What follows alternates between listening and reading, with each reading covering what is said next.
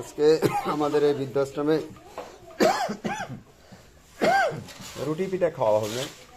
রুটি পিঠা আমাদের বরিশালের একটি আঞ্চলিক পছন্দনীয় রুটি পিঠা। এই পিঠা আমরা বৃদ্ধ নিবাসে যে সমস্ত মায়েরা বাবারা আছে তাদের জন্য আয়োজন করেছি। বছরে সব মানুষই কিন্তু দুই একবার এই পিঠা খায় নিজের আপনজনদের কাছে।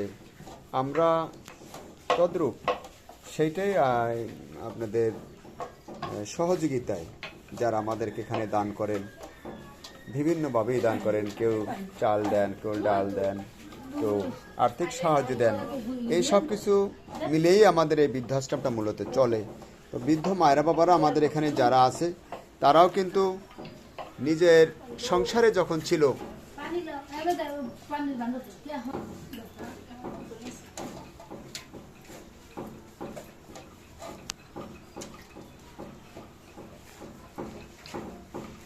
নিজের সংসারে যখন ওনরা ছিল তখন কিন্তু তারা রান্না করে নানান রকমের আয়োজন তারা করত, বিভিন্ন রকমের পিঠা। সেই বয়সে যদিও তাদের এখন আর নাই, তারপরও মন চায় যে বিভিন্ন রকমের আমরা পিঠা খাই, ভালো ভালো খাবার খাই। বৃদ্ধ নিবাসে এসে যদি আমরা সেটা তাদেরকে না খাওয়াই, কে বা খাওয়াবে তাদেরকে? এই জন্য আমরা পিঠা মাঝে মাঝে বানাই।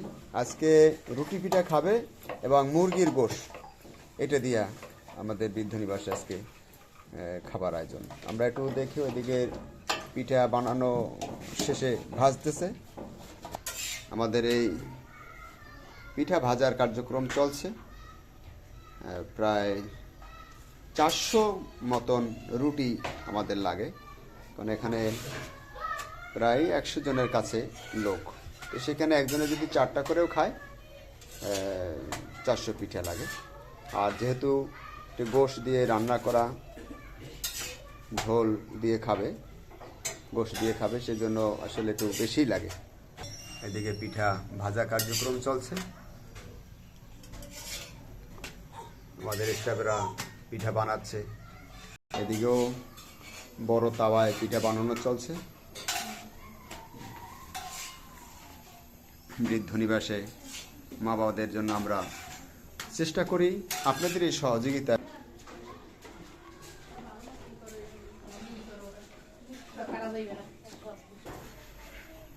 হ্যাঁ, পিঠা ভাজা চলছে, পিঠা ভাজা চলছে, একের পর এক পিঠা ভাজা চলছে। আমরা এই পিঠা বানিয়ে বৃদ্ধ মায়েদের পরিবেশন করব। আমাদের কর্মীরা যারা এই ভালো কাজের সাথে জড়িত, যারা বৃদ্ধ মায়েদের বাবাদের বিভিন্ন রকমের খানাদানা আয়োজন করে, অনেক পরিশ্রম করে, কঠোর পরিশ্রম করে, তাদেরকে যেন আল্লাহ ভালো রাখে, সুস্থ এবং সহি সালামত রাখে। আর শুভাকাঙ্ক্ষীদের জন্য আমাদের দোয়া থাকবে। আপনাদের পয়সা দিয়ে, আপনাদের সাহায্য সহযোগিতা দিয়ে মূলত আমরা এই খানাগুলো আয়োজন করে থাকি। আপনাদের পরিবারের সকলকে আল্লাহ যেন সহি সালামত রাখে, আয় রোজগারের জন্য বরকত বাড়াই দেয়। বাচ্চারা যারা পড়াশোনা করে তাদেরকে যেন আল্লাহ ব্রেন শক্তি বেশি বেশি বাড়াই দেয়। আর আমার জন্য দোয়া করবেন, আল্লাহ যেন আমাকে ভালো রাখে, সুস্থ রাখে। আমি ভালো থাকলে এই সমস্ত বৃদ্ধ মায়েদের বাবাদের ভালো খাওয়াতে, ভালো পড়াতে চেষ্টা করব। আমি মোহাম্মদ শাকত হোসেন, এই বৃদ্ধাশ্রমটির প্রতিষ্ঠাতা এবং পরিচালক।